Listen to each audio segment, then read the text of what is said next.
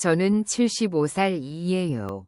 언제나 주변 사람들에게 친절하고 온화한 할머니로 기억되고 싶었지만 사실 제가 세상에서 믿었던 것들 중 가장 중요한 것들이 어느 날 한순간에 무너져 내렸죠. 그날 며느리가 저를 찾아왔을 때 전 그게 시작인 줄 몰랐어요. 그녀는 평소처럼 친근하게 찾아오는 사람이 아니었어요. 며느리가 집에 찾아오는 건 참 드문 일이었죠. 결혼한 지 오래되었고 자식들도 다 커서 이제는 그들만의 세계를 만들어가고 있었죠. 그래도 한 번씩 전화가 오면 나는 늘 반갑게 맞이했었죠. 그런데 그날은 뭔가 달랐어요. 그녀의 표정이 이상했어요. 눈빛에서 어떤 무거운 짐을 지고 있다는 느낌이 들었죠. 집에 들어온 며느리는 바로 의자에 앉더니 한숨을 쉬었어요. 평소 같으면 웃으면서 저에게 인사도 하고 차 한 잔 권했을 텐데 그날은 아무 말 없이 그 자리에 앉아 있더군요. 그때부터 제 마음속에 불안한 느낌이 스쳐갔어요. 무언가가 분명히 달라지고 있다는 걸 직감했죠. 그렇게 몇 분이 지나자 며느리는 결국 말을 꺼냈어요. 그녀는 나에게 천천히 말을 시작했어요. 그동안 쌓였던 것들을 풀어내듯이 하나하나 말을 꺼내면서 점점 더 단호해졌어요. 그리고 그 말들이 제게는 마치 칼날처럼 느껴졌죠. 엄마, 아시죠? 아버님께서 남기신 유산. 그 말을 들었을 때 나는 순간적으로 무언가 부글부글 끓어오르는 감정을 느꼈어요. 나이가 많다고 해서 다 좋은 일만 있을 거라 생각했었는데 그 말은 저에게 불쾌한 경고처럼 들렸죠. 그동안 며느리가 내게 얼마나 예의를 지켰는지 그건 다 보여주기 위한 모습일 뿐이었어요. 진짜 이유는 그 유산을 차지하려는 욕심이었다는 걸 알게 됐죠. 그녀가 말을 이어갔어요. 유산 문제에 대해 계속해서 언급하면서 그녀가 왜 그리 유산을 자신들 손에 넣으려 했는지 설명을 했죠. 그 돈이 저희에게 정말 중요해요. 아이들 교육비도 들어가고 살림도 해야 하고 부모님께도 드려야 할 게 많아요. 이런 말들을 듣고 있자니 내내 고마운 마음을 가지고 있었던 며느리가 이렇게 이기적일 수 있다는 사실이 너무 충격적이었죠. 그녀의 말을 들으면서 나는 점점 더 이성적으로 그 상황을 생각하게 되었어요. 그래, 어쩌면 나도 나이가 많아서 나중에 돌아가실 때 자식들에게 맡기면 될 거라 생각했었죠.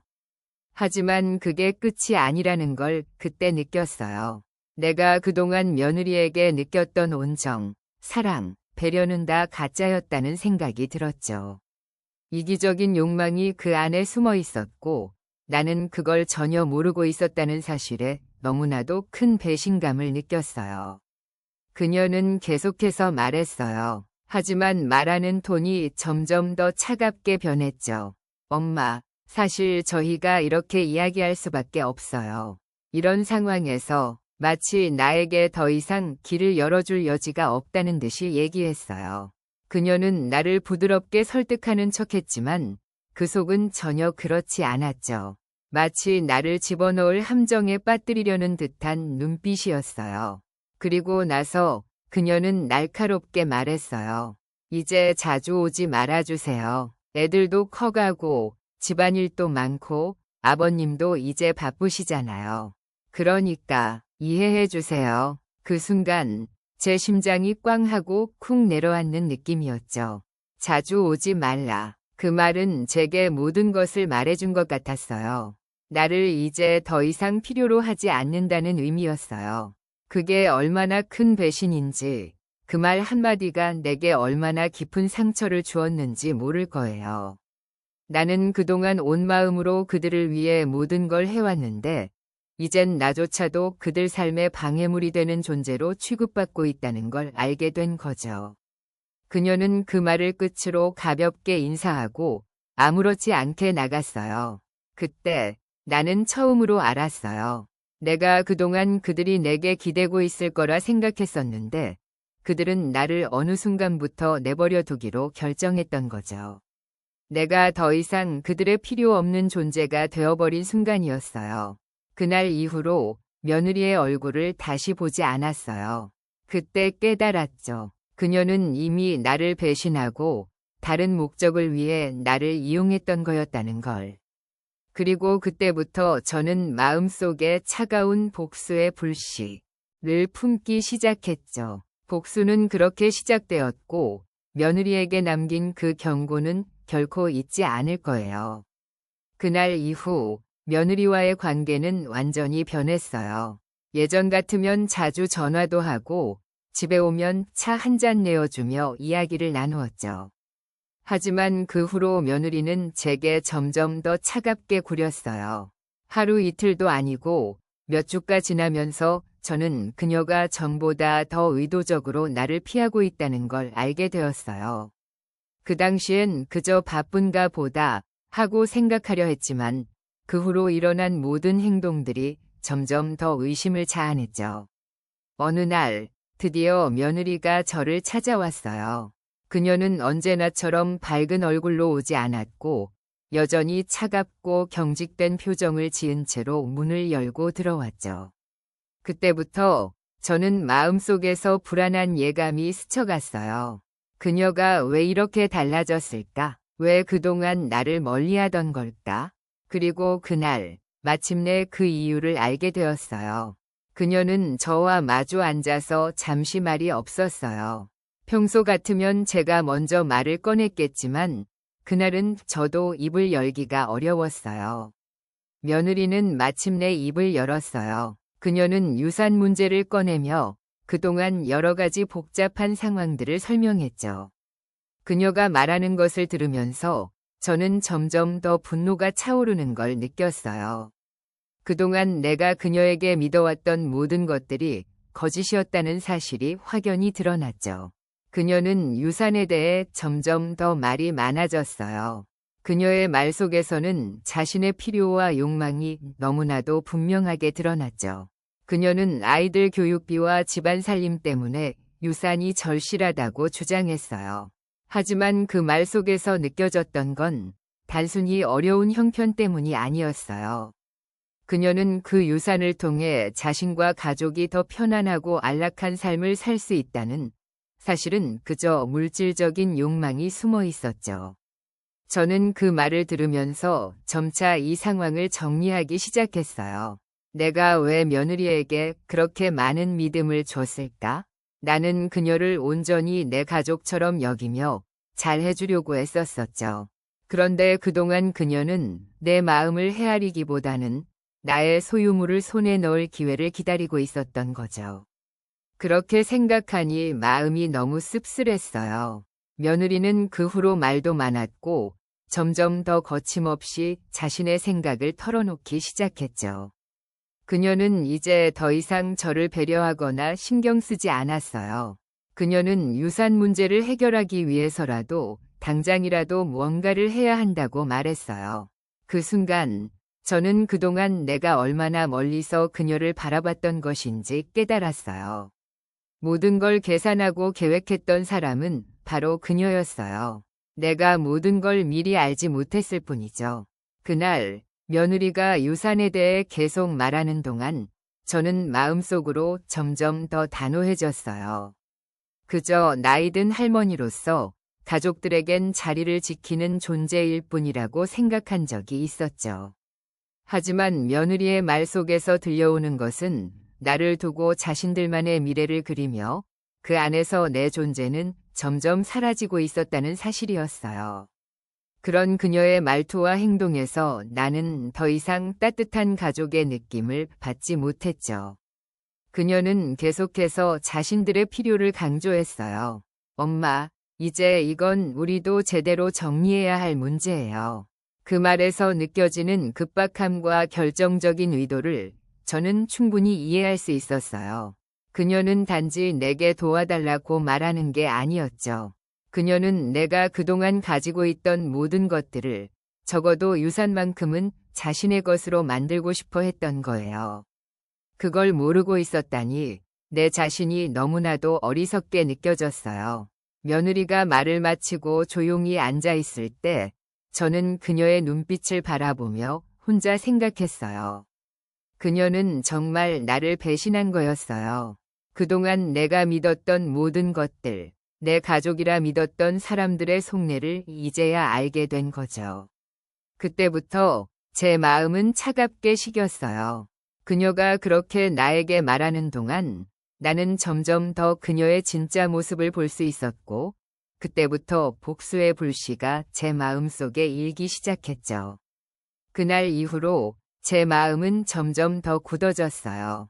며느리의 말은 단지 유산에 관한 이야기가 아니라 그동안 내가 그녀에게 기대었던 모든 믿음에 대한 배신이었어요. 이제부터는 내가 더 이상 그녀에게 속지 않겠다고 다짐했죠. 내가 할 수 있는 건 복수뿐이라는 생각이 들었어요. 그때부터는 그녀의 모든 행동이 하나하나 다 계산된 것처럼 느껴졌고, 그걸 막기 위한 계획을 하나씩 세우기 시작했죠. 그 후 며느리와의 관계는 점점 더 어색해졌어요.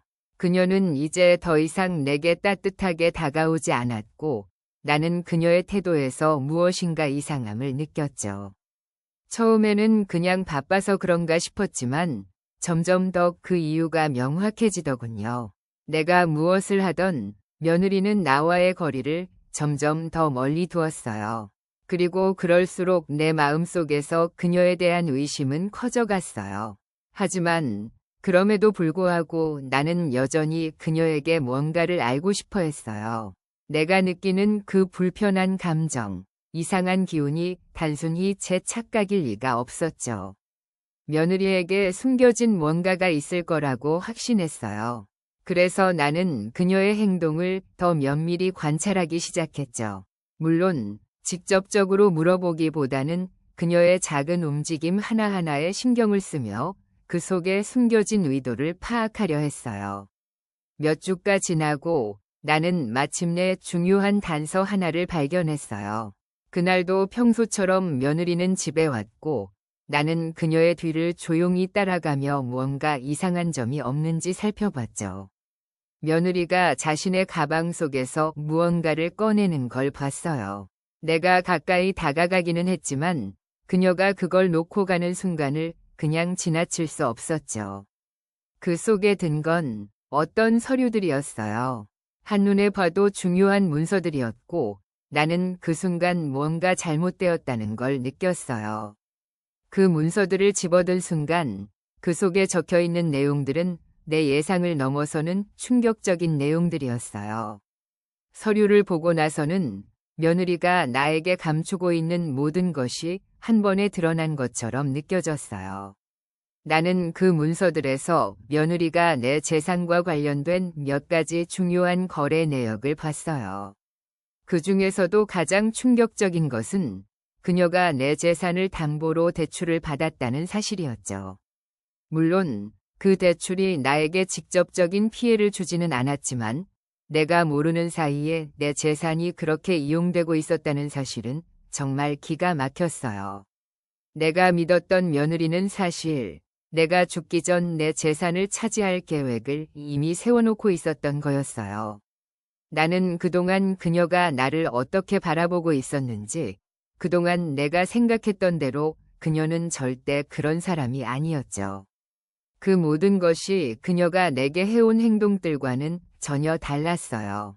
내가 나이 들어서 결국 유산 문제로 갈등이 생길 것이라고 생각했지만 그 전에 이미 그녀는 내 재산을 빼앗기 위해 한 발 먼저 움직였던 거죠. 그 문서 속에서 그녀의 서명이 있는 계약서들이 보였어요. 그것들은 분명히 내 재산을 담보로 한 대출 계약서였고 그것은 내 허락을 받지 않고 그녀와 아버지가 함께한 거래였어요. 내가 그 사실을 알게 된 순간 내 마음은 그저 허무함으로 가득 차기 시작했죠. 내가 그동안 그녀에게 해온 모든 것이 한순간에 무너져 내린 거였어요. 그 사실을 알고 나니 나는 며느리에게 무엇을 잘못했나 하는 생각이 드는 것보다 더 큰 감정이 밀려왔어요. 그동안 내가 그녀에게 왜 이렇게 다가갔는지, 왜 그녀를 믿고 이렇게 속았는지에 대한 부끄러움이 커졌어요. 나는 그녀를 가족처럼 여기며 그녀가 내게 진심으로 다가왔다는 믿음을 가지고 있었죠. 하지만 그건 모두 그녀의 연기였어요. 그녀는 내가 가진 것들을 원했던 거죠. 내가 가진 재산을 차지하기 위한 음모가 그녀의 마음속에 이미 자리 잡고 있었던 거였어요. 그때부터 나는 복수를 결심했어요. 그녀가 내게 숨겨놓은 비밀을 하나씩 밝혀내고 내가 그녀에게 받은 배신을 반드시 갚겠다고 다짐했죠. 복수의 불씨는 그날 이후로 점점 더 커졌어요. 내가 그녀에게 당했던 일들을 되돌려 놓고 그녀가 나에게 했던 모든 일을 더 큰 대가로 갚아줘야겠다고 생각했어요. 그녀가 숨긴 모든 것들을 드러내고 그 대가를 치르게 해야 했어요. 이제부터는 내가 그녀의 모든 행동을 관찰하고 그녀가 어떤 실수를 하든 그걸 놓치지 않겠다고 마음먹었어요. 내가 세운 계획이 끝날 때까지는 절대로 멈추지 않을 거라고 결심했죠. 복수는 그렇게 시작되었고 그녀의 숨겨진 비밀들은 하나씩 드러날 준비를 하고 있었어요. 그 후로 며느리와의 관계는 점점 더 미묘해졌어요. 내가 느끼기엔 그녀가 나에게 더 자주 다가오려고 했어요. 마치 내가 필요한 것처럼, 내가 관심을 가져줘야 할 사람처럼 행동하는 모습이었죠. 그러나 그 모든 친근함 속에는 속셈이 숨어 있다는 걸 나는 알았어요. 이제는 그녀가 나에게 다가올 때마다 그 모습이 더 이상 따뜻하게 느껴지지 않았어요. 오히려 그 미소와 제스처들이 모두 가짜라는 걸 느낄 수 있었죠. 며느리는 언제나처럼 예의 있게 다가오려 했어요. 차 한 잔을 내어놓으며 소소한 이야기를 시작했죠. 그녀는 마치 내가 특별히 궁금한 걸 말해줄 것처럼 자신감을 가득 담은 표정으로 이야기를 꺼냈어요. 나는 그럴 때마다 그녀의 말 한마디 한마디에 의도적으로 숨겨진 진짜 뜻을 찾으려고 애썼어요. 예전 같으면 나는 그런 사소한 대화들 속에서도 그저 기분 좋은 이야기만 받아들이곤 했었죠. 하지만 이제는 그 모든 말들에 가려진 목적이 너무 분명하게 느껴졌어요. 그날도 며느리는 나에게 뭔가를 묻는 듯한 질문을 했어요. 처음에는 별거 아닌 이야기처럼 시작했죠. 그녀는 나에게 일상의 소소한 일들에 대해 묻고 내 경험담을 듣고 싶어 하는 듯했어요. 하지만 그 대화 속에는 이상하게도 내 재산에 관한 이야기가 점점 더 섞이기 시작했어요. 그녀는 갑자기 유산 문제를 꺼내더니 그것이 자연스럽게 우리가 나눠야 할 것들 중 하나인 것처럼 말했어요. 그녀는 마치 내가 어떻게 생각하는지 확인하려는 듯 조심스레 질문을 던졌죠. 그거 결국 나눠 가져야 하는 거잖아요. 그 말을 듣고 나는 머릿속이 하얘졌어요. 그 말 속에 숨어있는 뜻을 제대로 파악했을 때 며느리가 나를 얼마나 교묘하게 다뤄왔는지 알게 되었죠. 그녀는 내가 생각하는 것 이상으로 그 유산을 차지할 계획을 이미 짜두었어요. 나는 그때서야 그녀가 왜 자꾸 내게 그런 질문을 던졌는지 깨달았죠. 그녀는 마치 나에게 허락을 구하는 듯한 표정을 지었지만 그 표정 속에 숨겨진 속셈은 전혀 다르다는 걸 나는 알아차렸어요. 그녀는 내가 어떻게 생각하는지 미리 알아내려고 했던 거죠. 그 말을 듣고 나는 더 이상 그녀의 말에 속지 않겠다고 결심했어요. 내 재산을 원하는 마음이 고스란히 드러났다고 생각했죠. 그리고 며칠 후 또 다른 변화가 있었어요. 며느리는 이제 더 자주 집에 오고 자주 연락을 했어요. 예전 같으면 가끔 얼굴을 보러 오는 정도였지만 그날부터는 조금 더 자주, 더 의도적으로 다가오는 느낌이 들었어요. 그럼에도 나는 여전히 그녀가 다가오는 이유를 모르지 않았어요. 사실 그녀는 계속해서 내가 어떻게 반응할지, 내가 어떤 말을 할지를 확인하려고 했던 거죠. 그녀는 나를 너무나 잘 알고 있었어요. 내 생각을 예측하고 내 행동을 유도하는 듯한 모습이 보였어요. 그녀는 마치 모든 게 자연스러운 일인 것처럼 나에게 다가왔어요. 그날도 내가 마음속으로 차분히 생각하고 있던 바로 그때 그녀는 아무렇지 않게 말을 꺼냈죠. 그 말 속에는 또 하나의 유혹이 숨어 있었어요. 엄마, 그렇게 유산 문제에 대해 마음의 준비를 하시면 더 좋지 않을까요? 그 말은 너무나도 간접적이고 애써 무심한 척했지만 나는 그 속에 숨겨진 진짜 의도를 너무나 잘 알고 있었어요. 그녀는 나를 불편하게 만들면서도 그 속에서 내가 어떻게 반응할지를 파악하려 했어요. 내게 유산을 나누자고 제안한 게 아니라 그것이 당연한 일인 양 생각하게 만들려고 했던 거죠. 그날 나는 마음속으로 결정을 내렸어요. 이제 그녀가 나에게 친근하게 다가오면 그게 나를 향한 사랑이나 관심에서 나온 게 아니라는 것을 명확히 해야겠다고. 그녀는 내게 뭔가를 묻고 그것을 기꺼이 받아들이게 하려는 계획을 세우고 있었어요. 그런 생각을 하면서 나는 그녀와의 대화를 더 조심스럽게 나누기 시작했죠. 그녀가 어떻게 내게 말을 던지든 나는 이제 그 말 속에 숨겨진 뜻을 빠짐없이 파악하려고 했어요. 그녀가 나에게 아무리 친근하게 다가오고 나를 아끼는 척하며 다가와도 나는 더 이상 그녀의 말에 속지 않겠다고 다짐했어요. 내 재산을 차지하려는 욕망이 어떻게든 내게 가까워지려는 모든 의도를 담고 있다는 걸 알게 되었으니까요. 그날부터는 내가 어떤 반응을 보이든 그녀가 내게 보여줄 모든 행동에 숨겨진 뜻을 하나하나 파헤치기로 결심했어요. 며느리가 나에게 다가오는 방식마다 그 속에 숨겨진 음모를 드러내야겠다는 생각이 강하게 들었죠. 그녀가 다가오는 모든 순간이 이제는 나의 복수를 준비하는 시간이었어요. 그녀가 나에게 무엇을 하든 나는 그것이 결국 그녀의 계획을 드러내는 열쇠가 될 거라는 걸 알았죠. 이제는 그녀의 한마디가 모두 복수의 일환으로 해석되기 시작했어요. 그날 이후 나는 더 이상 며느리에게 친절하게 대하지 않았어요. 그동안 내가 그녀에게 보여준 친절은 전부 연기였다는 사실을 깨달았기 때문에 이제는 그 어느 것도 믿지 않기로 결심했죠. 그녀는 내 재산을 탐내고 있었고 나는 그 사실을 알게 된 이상 그 유산을 지키기 위해서라면 무엇이든 해야겠다고 마음먹었어요. 며느리는 처음에는 부드럽게 또 조심스럽게 접근해 왔어요. 그녀는 내가 어떻게 생각할지를 여전히 알지 못했고 나는 그때마다 그녀의 속마음을 파악하려 했어요. 내가 느낀 것은 그녀가 점점 더 나에게 의도적으로 다가오고 있다는 것이었어요. 그런 행동이 점점 더 의심스럽게 느껴졌죠. 그녀는 유산 문제를 해결하자고 말하며 나를 향해 다가오는 듯했어요. 하지만 그 말 속에 숨겨진 뜻을 나는 곧 알게 되었죠. 그녀는 나의 결정을 유도하려는 거였어요.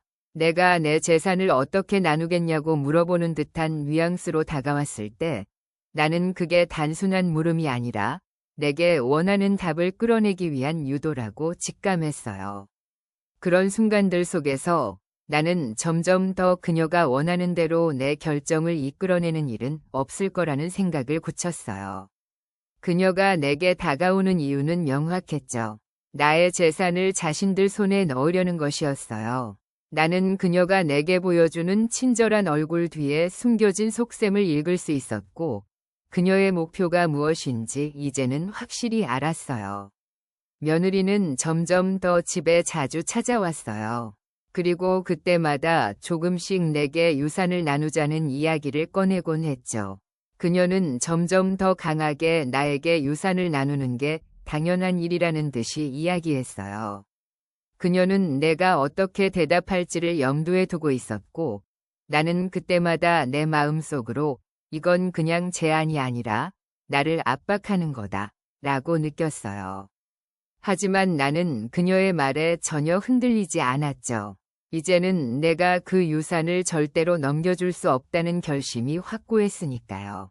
며느리는 내가 조금이라도 망설이는 모습을 보이면 그때마다 나를 압박하려 했어요. 내가 어떤 말을 하거나 행동을 할 때마다 그녀는 그것을 유리하게 이끌어가려고 했죠. 그러면서 나는 점점 더 그녀의 계획을 명확히 알게 되었어요. 그녀는 내 재산을 차지하려는 기회를 놓치지 않으려 했고, 그 기회를 얻기 위해 내게 친절하게 다가온 것이었죠. 나는 그때서야 그녀가 얼마나 치밀하게 내게 접근해 왔는지 깨달았어요. 모든 것에 계획이 있었다는 걸 알았고, 그 계획을 완전히 무너뜨릴 방법을 찾아야겠다고 다짐했어요. 그렇게 시간이 흐르면서 나는 며느리의 행동을 더 예의주시하게 되었어요. 그녀는 처음에는 나를 압박하면서도 나중에는 나를 더 다정하게 대하는 척했어요. 그러나 내가 알게 된 건 그녀의 다정함이 전혀 진심이 아니라는 사실이었죠. 그 모든 친절은 내 재산을 손에 넣기 위한 수단이었어요.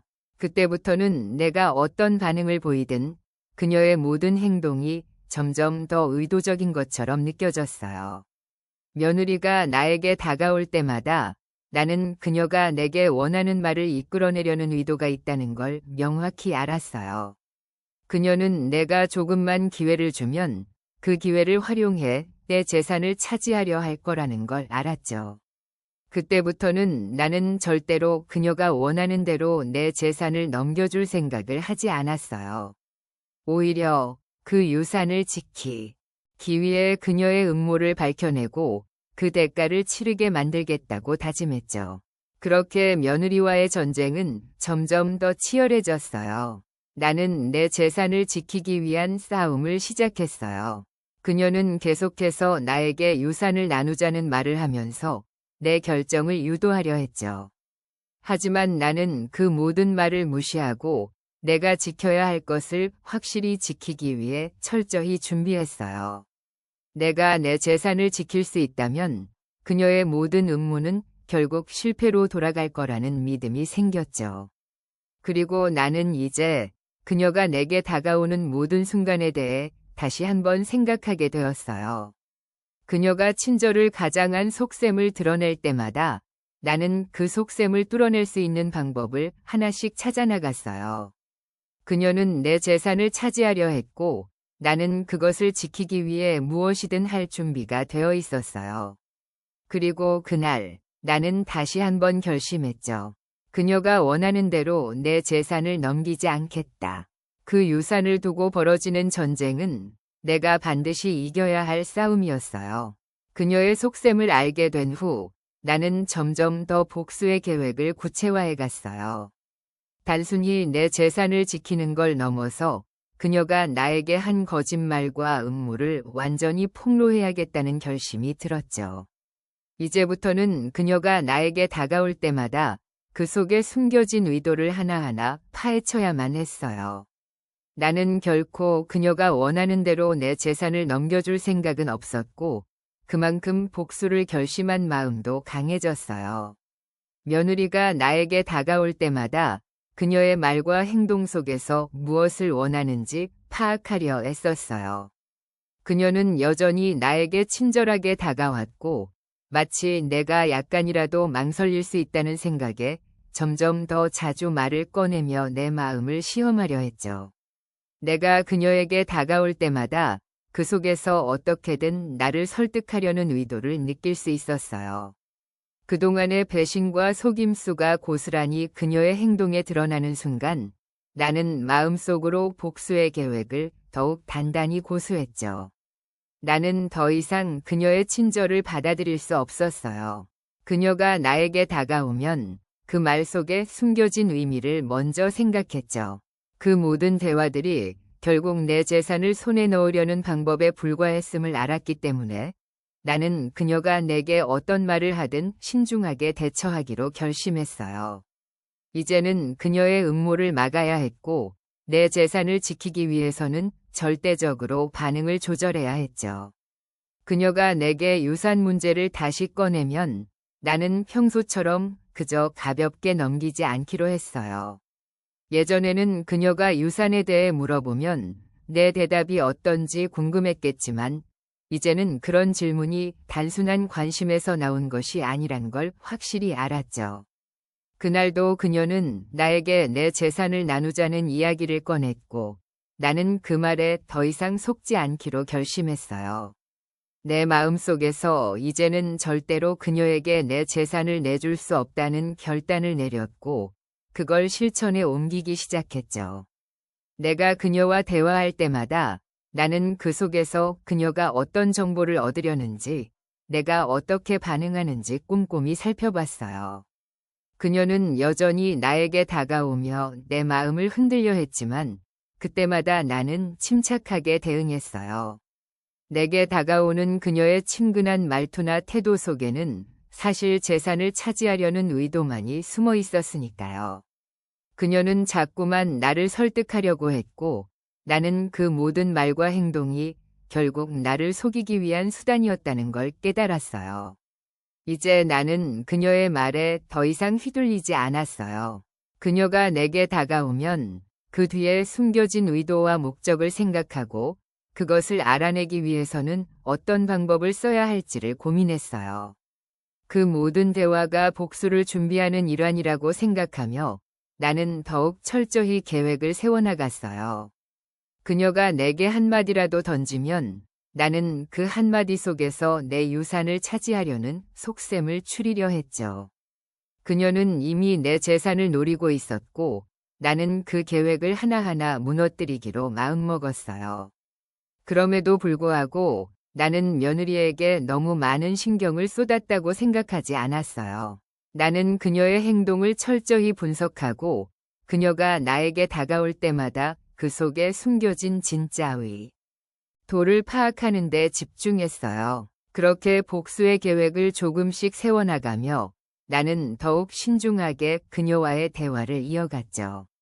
그리고 그 대화 속에서 그녀의 또 다른 약점을 찾아내기 위해 한 걸음씩 나아갔어요. 며느리의 모든 말 속에서 나는 이제 더 이상 속지 않았어요. 그녀가 내게 한마디씩 던지는 말 속에 숨겨진 속셈을 하나씩 드러내며 그때마다 복수의 계획을 하나씩 실현해 나갔죠. 내 재산을 차지하려는 그녀의 모든 시도는 이제 내게 복수의 기회가 되었고 나는 그것을 기꺼이 받아들였어요. 그녀가 나에게 다가올 때마다 그 말 속에서 숨겨진 뜻을 알고 있었다는 사실이 나에게 큰 위안을 주었죠. 이제는 내가 그녀를 속일 차례였고 그 복수는 반드시 성공할 거라 믿었어요. 그렇게 복수의 시작은 점점 더 가까워지고 있었어요. 그녀가 아무리 나에게 다가와도 나는 그 모든 것을 알아챌 수 있었다는 자신감이 생겼죠. 복수는 이제 시작에 불과했어요. 며느리의 모든 계획은 내가 깨뜨려야 할 목표였고 나는 그 목표를 향해 가는 길에 있어 절대로 물러설 생각이 없었어요. 며느리와의 전쟁은 점점 더 치열해지고 있었어요. 그동안 나는 그녀의 모든 행동을 철저히 살펴보며 그 속에 숨어있는 의도를 하나하나 밝혀내려고 했죠. 그녀는 점점 더 자주 내게 다가왔고 그때마다 내 재산을 손에 넣기 위한 계획이 조금씩 더 선명하게 드러나고 있었어요. 복수는 이제 더 이상 나만의 계획이 아니었죠. 그녀가 계속해서 내게 다가오고 내 결정을 시험하려 했던 그 순간들이 내 복수를 더욱 확실하게 만드는 계기가 되었어요. 그날도 며느리는 나에게 아주 자연스럽게 말을 걸었어요. 겉으로는 아무렇지 않게 마치 내가 별로 신경 쓰지 않는 것처럼 이야기했죠. 하지만 나는 그 속에 숨겨진 의도를 정확히 알 수 있었어요. 그녀가 나에게 다가오는 방식은 점점 더 계산적이었고 그 계산 속에서 내 마음을 어떻게든 흔들어 보려는 의도가 확실히 느껴졌어요. 나는 이제 그녀가 내게 어떤 말을 던지더라도 그 속에서 숨겨진 의도를 읽어낼 수 있다는 자신감이 생겼죠. 며느리는 그때도 마치 아무 일 없다는 듯이 내게 말을 꺼냈어요. 예전 같았으면 나는 그저 자연스럽게 받아들였을지도 몰라요. 하지만 이제는 그녀가 내게 어떤 말을 하든 그 말 속에 숨어있는 속셈을 찾아내려고 했어요. 그녀는 자신이 원하는 대로 내 결정을 유도하려는 의도를 갖고 있었고 나는 그 모든 계획을 완전히 차단하려 했죠. 그때부터 나는 며느리에게 어떻게 반응할지 완전히 다르게 생각하기 시작했어요. 예전에는 그녀가 다가오면 자연스럽게 대화에 응했지만 이제는 그 말을 꺼내는 순간부터 나는 그녀의 의도를 읽으려고 했어요. 그녀가 내게 유산을 나누자는 말을 꺼내면 나는 아예 그 문제를 외면하며 다른 이야기를 꺼내는 식으로 반응했죠. 내게 유산을 나누자고 하는 그 순간마다 나는 그저 웃으며 넘길 수 없다는 걸 깨달았어요. 이제는 내 재산을 절대로 그녀에게 내줄 수 없다는 결심이 확고해졌기 때문이죠. 그날도 그녀가 내게 유산 문제를 다시 꺼내자 나는 침묵을 지켰어요. 그 말 속에 숨어있는 의도를 알았기 때문에 나는 아예 다른 대화 주제로 바꾸며 그녀의 압박을 뚫고 나갔어요. 그녀는 내 반응을 기다리며 조심스럽게 말했겠지만 나는 그녀가 무엇을 원하는지를 알고 있었고 그 원하는 대로 반응할 수 없었죠. 그 순간 나는 그녀에게 어떤 말을 해야 할지 아닌지를 완전히 파악하고 있었어요. 그 모든 대화에서 나는 더 이상 그녀의 속임수에 넘어가지 않겠다고 결심한 거죠. 그녀는 점점 더 나에게 압박을 가하기 시작했어요. 나를 시험하려는 듯 내 반응을 꼼꼼히 살피고 있었죠. 나는 그때 며느리가 얼마나 철저하게 내 마음을 읽으려 했는지를 느꼈어요. 그녀는 나의 결정을 유도하려고 했고 나는 그것을 확실히 깨달은 순간부터 반응을 철저히 달리했어요. 내가 무엇을 생각하는지, 내가 어떤 말을 할지 그녀는 매우 신경 써서 지켜보고 있었죠. 하지만 나는 그녀에게 무엇을 주고 싶지 않았어요. 내가 이제는 그녀의 속셈을 너무 잘 알고 있다는 것, 내가 어떻게 반응할지 전혀 예측할 수 없다는 걸 그녀에게 느끼게 만들고 싶었어요. 그녀가 나에게 다가올 때마다 나는 그 속에서 조금씩 복수의 계획을 실현하기 위해 필요한 정보를 모았죠. 그녀의 행동을 분석하며 내게 어떤 말을 할 때마다 그 말 속에서 숨겨진 뜻을 찾아냈어요. 그렇게 그녀의 모든 행동은 나에게 복수를 실행할 기회를 주는 하나의 단서가 되었죠. 그날 나는 그동안 며느리에게 겪었던 배신과 속임수를 하나씩 되짚어보며 그녀에게 돌려줄 복수의 방법을 하나씩 정리하기 시작했어요. 그녀는 내 재산을 차지하려 했고 나는 그 재산을 지키기 위해 무엇이든 하기로 결심했죠. 내 마음속에서는 그녀가 나에게 다가오는 모든 순간이 복수의 기회라는 생각이 깊어졌어요. 그녀가 나에게 다가올 때마다 나는 그 속에서 점점 더 그녀의 의도에 맞서 싸울 힘을 얻었죠. 내가 이 복수를 결심하고 나서 그녀는 나에게 한 걸음 더 다가오기를 계속 시도했어요. 그때마다 나는 한 발짝 물러서며 그녀가 원하는 대로 나의 결정을 이끌어내지 않겠다고 다짐했죠. 내가 며느리에게 복수하는 방법은 바로 그녀의 모든 계획을 깨뜨리고 그녀가 나에게 원하던 대로 반응하지 않는 것이었어요. 복수는 이제 나의 마음속에서 완벽하게 실현될 때까지 끝낼 수 없었어요. 그녀는 나를 자꾸 시험하려 했고 나는 그 모든 시험을 피해가며 복수를 완성해가고 있었어요. 그녀가 아무리 내게 다가와도 나는 더 이상 그녀가 원하는 답을 주지 않았죠. 복수는 계속해서 시작되었고 그 끝을 향해 나아가고 있었어요. 내가 계획한 대로 그녀는 결국 그 대가를 치르게 될 거라는 확신이 점점 더 커졌죠. 모든 것이 드디어 끝났다고 느꼈어요. 그녀의 음모는 이제 다 드러났고 나는 그 모든 것을 파헤친 뒤에 복수의 마지막 단계를 밟고 있었죠. 내가 그녀에게 해온 복수는 단순히 내 재산을 지키기 위한 것이 아니었어요. 내 마음속에 있던 모든 배신감, 속임수, 그리고 그동안 내가 겪었던 모든 갈등들이 하나하나 풀리면서 나는 결국 그 끝을 향해 나아가고 있었어요. 이제 그 복수의 마침표를 찍을 차례였죠. 며느리는 여전히 나에게 다가오고 있었어요.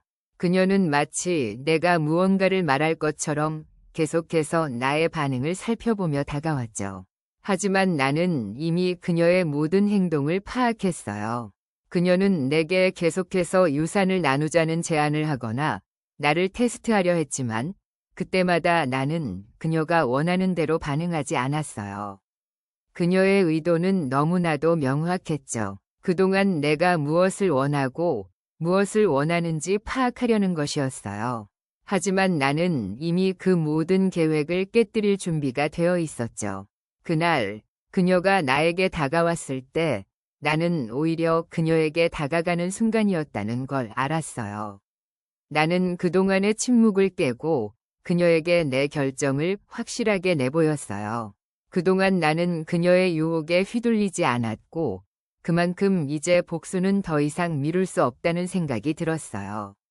나는 나의 결단을 내릴 준비가 되어 있었고 그 복수의 순간이 바로 이때라고 확신했죠. 그녀가 내게 다시 한번 말을 꺼냈을 때 나는 그 말을 듣고 어떤 반응을 해야 할지 이미 알고 있었어요. 그동안의 대화 속에서 나는 그녀가 원하는 대로 반응하지 않으리라 다짐했었죠. 그녀는 그 말 속에서 다시 한번 내 결정을 확인하려 했겠지만 나는 그 순간 단호하게 대답을 했어요. 이제는 그녀가 무엇을 요구하든 나는 그것을 받아들일 생각이 없었어요. 내가 이미 결정을 내렸다는 사실을 분명히 알리고 싶었죠. 그 말은 내가 원하지 않는 방향으로 가는 것을 막기 위한 마지막 경고였어요. 내가 그 복수를 실현시킬 때가 왔다는 걸 확신하며 나는 더 이상 물러설 생각이 없었어요. 그녀는 나의 반응에 충격을 받은 듯했죠. 처음에는 내가 그 말을 할 거라고 예상하지 못했을 거예요. 그녀는 계속해서 나에게 다가왔지만 그 속에서 내가 원했던 것은 전혀 다른 것이었죠. 내 유산을 차지하려 했던 그녀의 계획은 이제 무너졌고 그 대가는 그녀가 치러야 할 시간이 되었어요. 나는 더 이상 그녀가 내게 무엇을 요구하든 그것을 받아들이지 않겠다고 결심했어요. 그 순간 내가 마지막으로 그녀에게 해주었던 말은 단순한 경고였어요. 나는 더 이상 그녀에게 내 재산을 넘길 수 없다는 결심을 확고히 했고 그 복수의 끝을 그녀에게 그대로 돌려주었어요. 그녀는 그동안 내게 얼마나 계산적으로 접근했는지, 얼마나 치밀하게 나를 속였는지를 이제야 깨달았을 거예요. 내가 그녀의 모든 계획을 다 알고 있었다는 사실, 그녀가 내게 속였다는 사실이 그녀를 얼마나 무너뜨렸는지 알 수 있었죠. 며느리는 이제 더 이상 나에게 다가올 수 없었어요. 그녀는 더 이상 내 재산을 손에 넣으려 할 수 없었고, 나는 그때서야 완벽하게 승리한 기분을 느꼈어요. 그녀는 내게 무엇을 요구할 수도, 다시는 나를 조종할 수도 없었죠. 나는 이제 내 삶을 다시 내가 선택할 수 있게 되었고, 그 어떤 것도 그녀에게 휘둘리지 않을 거라는 확신이 들었어요. 그동안 나를 속였던 그녀는 이제 모든 대가를 치르게 되었고, 나는 그 순간 나의 승리를 온전히 느낄 수 있었어요. 내가 복수를 통해 얻은 것은 단지 재산만이 아니었어요. 그 복수는 내 스스로에 대한 복수였고, 내가 얼마나 속고 살았는지를 깨닫게 해준 시간이었어요. 이제 내가 원하는 대로 내 삶을 살아갈 수 있을 거라는 확신이 있었죠. 며느리는 내가 결정을 내린 순간 완전히 패배한 것처럼 보였어요. 그녀는 더 이상 내게 다가올 수 없었고, 나는 이제 그녀의 음모에서 벗어나 완전히 나만의 길을 걸어가게 되었어요. 내 유산은 여전히 나의 것이었고, 그 복수의 끝에서 나는 그 어느 때보다도 강해졌다고 느꼈어요. 그 모든 배신과 음모를 이겨내고 나는 승자가 된 거죠. 복수는 그렇게 끝났고 나는 나만의 삶을 다시 시작할 수 있게 되었어요. 이 모든 일이 끝난 후 솔직히 말하자면 나는 조금 허탈했어요. 그동안 나를 속였던 사람에게 복수하고 그 대가를 치르게 했다고 생각했지만 그게 정말 나에게 행복을 가져다 준 건 아니었죠. 복수를 하고 나서야 깨달은 건 결국 내가 잃은 건 더 많았다는 거였어요. 재산을 지켰다고 해도 그 과정에서 내 마음이 조금씩 굳어져 갔다는 게 느껴졌죠. 여전히 며느리와의 갈등 속에서 내 마음이 떠나지 않아요. 내가 그동안 무엇을 믿고 살아왔는지, 그 믿음이 얼마나 무너졌는지 그 모든 것들이 내 안에서 계속 떠도는 느낌이죠. 결국 내가 복수로 얻은 건 나만의 평화가 아니라 계속해서 그녀와의 싸움에 갇혀있는 나 자신만 남겨두었어요. 시간이 지나면 아마 더 명확히 알게 될 거예요. 내가 이 모든 일에서 배운 게 있다면 사람을 믿는 게 얼마나 어려운 일인지, 그리고 그것을 넘어서 나 자신을 지키는 방법을 알아야 한다는 사실이겠죠. 복수가 끝났다고 해서 모든 게 해결된 건 아니니까요. 그렇지만 어쩌면 이 이야기가 우리 모두에게 주는 교훈은 하나일지도 몰라요. 언제나 내 마음을 지키고 내가 무엇을 원하고 내가 누구인지를 잊지 말라는 거. 그게 중요한 것 같아요. 그렇게 살아가다 보면 언젠가는 진정으로 내 삶을 선택할 수 있는 날이 오지 않을까? 그런 생각이 들어요. 이제 나는 그 모든 것을 뒤로하고 나만의 길을 다시 걸어가려 해요. 며느리와의 싸움이 나에게 남긴 건 이제 내가 진짜 원했던 것, 내가 지켜야 할 것들에 대한 깨달음이니까요. 복수는 끝났고 그 끝에서 내가 얻은 건 결국 나 자신뿐이라는 사실을 매일 되새기면서 말이죠.